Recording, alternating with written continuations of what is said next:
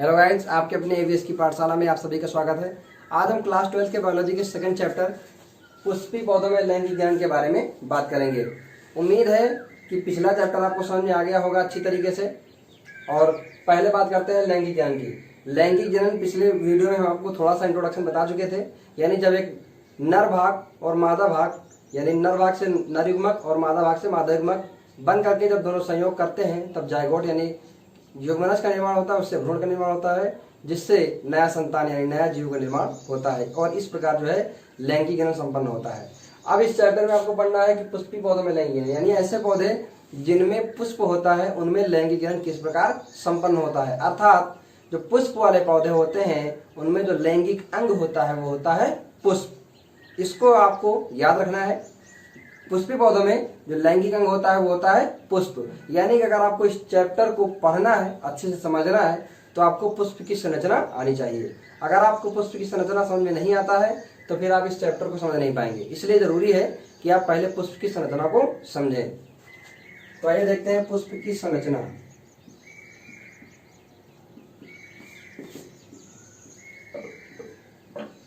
Structure of flower.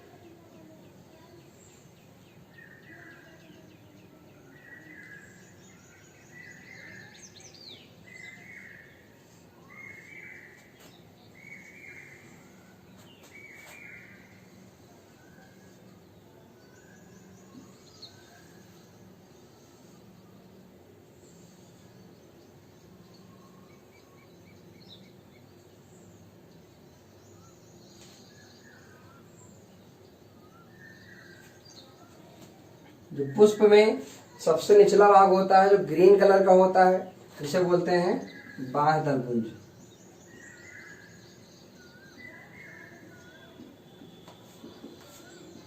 ये सबसे पहला चक्र है।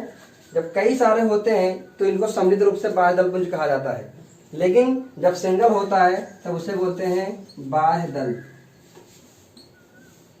बाह्य दल को इंग्लिश में बोलते हैं सेपल और बाह्य दलपुंज को इंग्लिश में बोलते हैं कैलिक्स। उसके बाद पुष्प का दूसरा चक्र होता है दलपुंज। ये जो कलर पार्ट होता है पुष्प में इसे बोलते हैं दलपुंज और इंग्लिश में बोलते हैं कोरोला। ये जब कई सारे होते हैं तब इनको सम्मिलित रूप से कहा जाता है दलपुंज, लेकिन जब एक सिंगल की बात करते हैं तब वो उसे बोलते हैं दल यानी कि पेटल। और पुष्प में जो तीसरा चक्र होता है वो होता है पुमंग। इस पूरे स्ट्रक्चर को बोलते हैं पुमंग, लेकिन जब कई सारे हों तो सम्मिलित रूप से इनको बोलते हैं पुमंग। इंग्लिश में बोलते हैं एंड्रोसियम। जब हम सिंगल एक की बात करते हैं तो उसे बोलते हैं पुंकेसर यानी कि स्टेमेन। और स्टेमेन में दो भाग होते हैं। एक जो ऊपर राउंड स्ट्रक्चर होता है जिसे बोलते हैं परागकोश, एंथर। और दूसरा जो भाग होता है धागे जैसी संरचना होती है इसे बोलते हैं पुतंतु, फिलामेंट। और इस परागकोश के अंदर ये जो परागकोश द्विपाली होता है और इस परागकोश के अंदर परागकण का निर्माण होता है। किसका निर्माण होता है? परागकण का निर्माण होता है परागकोश के अंदर, यानी कि पॉलन ग्रेन का निर्माण होता है।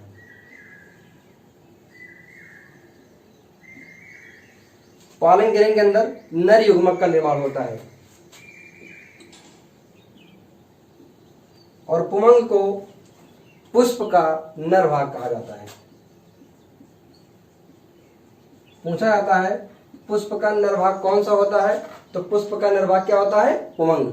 पुमंग में जो है एक की बात करें तो उसे पुंकेसर बोलते हैं। पुंकेसर में दो स्ट्रक्चर होती हैं, दो भाग होते हैं, एक होता है परागकोश, दूसरा होता है पुतंत्र। परागकोश के अंदर परागकण का निर्माण होता है और परागकण के अंदर जो है नर युग्मक का निर्माण होता है। अब हम बात करते हैं चौथे चक्र की। चौथा चक्र जो होता है जिसे बोलते हैं जायांग,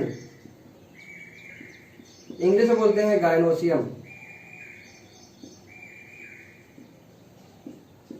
ये कई सारे होते हैं, समृद्ध रूप से इसको जायांग बोलते हैं, लेकिन जब हम एक सिंगल की बात करते हैं इसे बोलते हैं स्त्री केसर। स्त्री केसर इसे बोलते हैं इंग्लिश में पिस्टिल या फिर कार्पेल।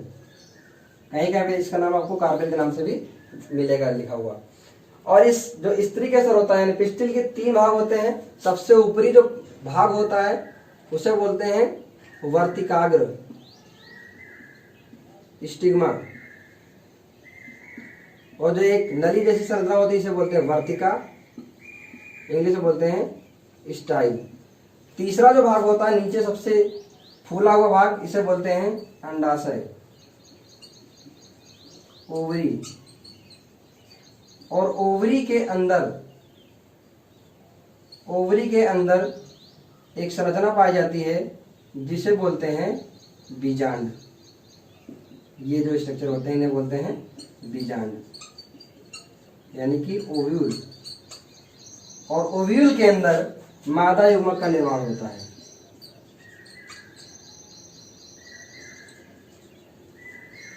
ओव्यूल के अंदर किसका निर्माण होता है? मादा युग्मक, और इसे बोलते हैं एग सेल। अब यहाँ पे देखा आपने पुष्प में 4 भाग होते हैं, बाह्य दलपुंज, दलपुंज, पुमंग और जायांग। ये पौधे पुष्प के 4 चक्र हुए। अब इसमें से महत्वपूर्ण है कि पूछा जाता है पौधे पुष्प में 2 चक्र ऐसे कौन से होते हैं? 2 चक्र होते हैं। एक होता है सहायक चक्र, जिसमें से बाह्य दलपुंज प्लस दलपुंज दोनों को सम्मिलित रूप से सहायक चक्र कहा जाता है। और दूसरा होता है आवश्यक चक्र।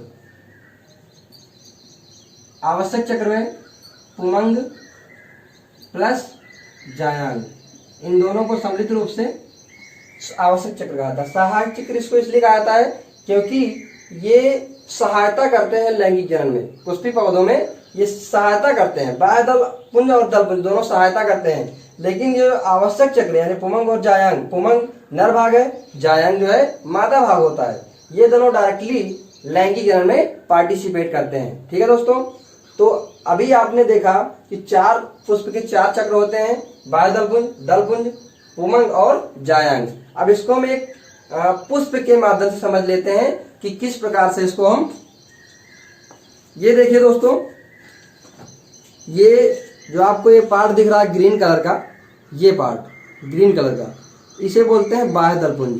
जब ये कई सारे होते हैं तब इसे बोलते हैं बाह्य दलपुंज। लेकिन जब हम एक सिंगल की बात करते हैं, सिर्फ एक की बात करेंगे, तो इसे बोलते हैं बाह्य दल। ठीक है, सेपल जिसे बोलते हैं, ये ग्रीन कलर का होता है, याद रखना। दूसरा जो पार्ट है, दूसरा चक्र है दलपुंज। ये जो कई सारे होते हैं इनको दलपुंज कहा जाता है, लेकिन एक को सिर्फ अगर हम एक की बात करेंगे इसे बोलेंगे दल। ठीक है, जिसे बोलते हैं पेटल, हम लोग पंखुड़ी के नाम से भी इसको जानते हैं। जो तीसरा चक्र होता है ये होता है, ये जो येलो कलर का आपको दिख रहा है, ये इसे बोलते हैं पुमंग। जब ये कई सारे होते हैं इसे पुमंग बोलते हैं, लेकिन जब हम एक सिंगल की बात करते हैं तब इसे बोलते हैं पुंकेसर। ठीक है, स्टेमन जिसे बोलते हैं।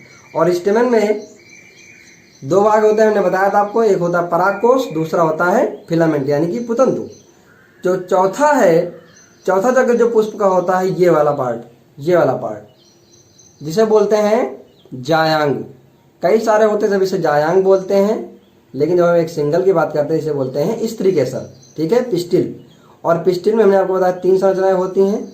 अगर आप इसको ध्यान से देखें तो इसमें सबसे ऊपर गोल भाग होता है जिसे वर्तिकाग्र कहते हैं, बीच में धागे जैसे नली जैसी संरचना है जिसे हम बोलते हैं वर्तिका, और सबसे सेंटर में यहाँ अंदर आने के बाद एक अंडाशय होता है, और अंडाशय के अंदर जो होता है बीजांड का निर्माण होता है, बीजांड के अंदर मादा युग्मक का निर्माण होता है। तो ये था एक टोटल यानी पुष्प की संरचना। अब आइए हम समझ लेते हैं, थोड़ा सा इंट्रोडक्शन समझ लेते हैं कि किस प्रकार से परागकोश के अंदर परागकण का निर्माण होता है और किस प्रकार से जो है स्टिग्मा पर आते हैं। थोड़ा सा इसके बारे में इंट्रोडक्शन, बाकी नेक्स्ट वीडियो में हम आपको इसका डिटेल में स्टडी करवाएंगे।